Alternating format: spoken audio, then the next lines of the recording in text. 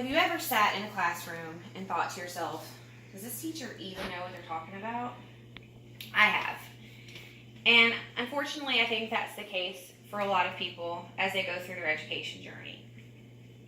This really is no surprise, seeing how a lot of states do not have a basic standard test that is given periodically to their teachers to ensure that they're up to date on the material that the students should be learning and how that information should be portrayed to them.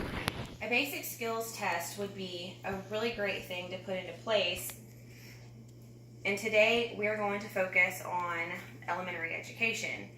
That is what I would like to do when I graduate, is to be an elementary teacher, and that's really where my passion lies. I believe that that's where the journey starts for a child, and you can really make a large impact on their life at that point. So, though I do believe all teachers should be held to the same standard, for this speech purposes, we're going to talk about the elementary grade level. So there are a few main perks to having teachers that keep themselves up to date on what is going on in our ever-growing education system. Some of those are, we're able to avoid a degrading educational system. The teachers and the students are able to have confidence that the best education possible is being given. And then it can also evaluate low-performing teachers as well as school systems in making sure that they are familiar with the materials. And then I'm going to talk to you a little bit about what the actual test might entail and some of the specifications. So in a school system where standardized testing is the norm, and at the end of every year, the students are given a test to see what they've learned that year, everything comes down to that one test. So if we're holding our students to this expectation of being able to pass this test, why are the teachers not held to that same standard? Alicia Patterson Foundation stated that in 1983, the deteriorating schools had produced a rising tide of mediocrity that threatens our very future as a nation and as a people. So, without the teachers having the confidence and having some base to work from, it has caused us to get to this point. 1983, that's when I was born.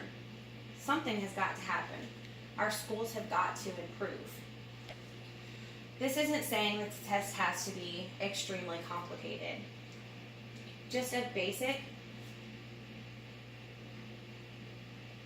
overview of what the student should be able to learn.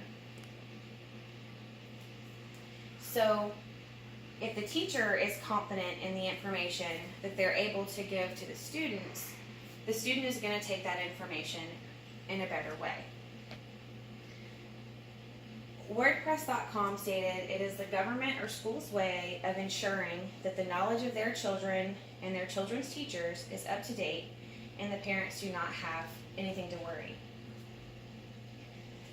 There are a lot of positions and careers where you have to take a continuing education in order to make sure that you are up to date. Say you're going to the doctor. You wouldn't want to go to a doctor who has not had any training in newer medicines. So if they're taking these continuing educations, they should be having a test to make sure that that information has been absorbed in a way that it's able to be put into place and put into practice. And if we're not doing this for our teachers, we're not ensuring that our children are getting the best education necessary, because they might be getting outdated information from a teacher who hasn't been tested in 20 years. So therefore, we shouldn't only be testing these teachers when they first get certified to teach our children. It should be an ongoing process that they do throughout their entire career. So again, these tests don't have to be difficult, and it's something that will help us to keep our schools from having a low performance rate. If you are not familiar with what low performance means, fairtest.org defines that as low performing schools are those that fail to meet the state's expected growth rate for students' achievements and have more than half of their students performing below grade level.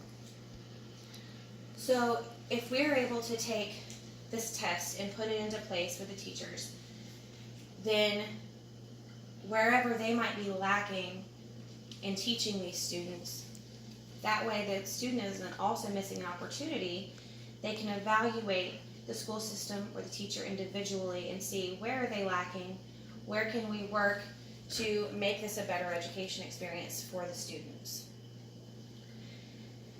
In Indiana, the core academic skills assessment is very simple. It's not anything too extraneous, and it's, again, something that the students should be able to learn as well as the teachers. So their assessment actually is composed of a reading segment, which is 40 questions long with a 75-minute time limit.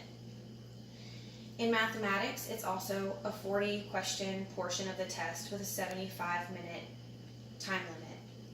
There's also a writing portion to this test, which is 42 questions, and you have 105 minutes to complete it.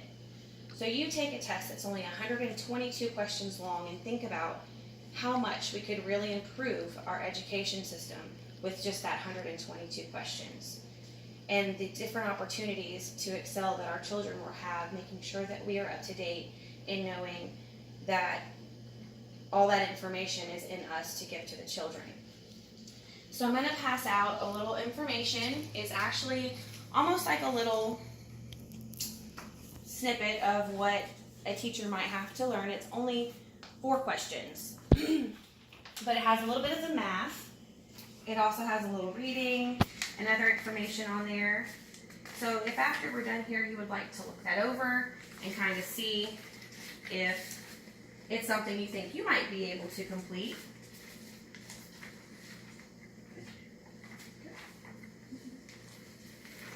But that'll just give you a little bit of an idea of what the teachers might be tested on if they were to sit down and take this assessment. So when you are thinking about your child going to school, think about how you want to make sure they're in the best hands possible.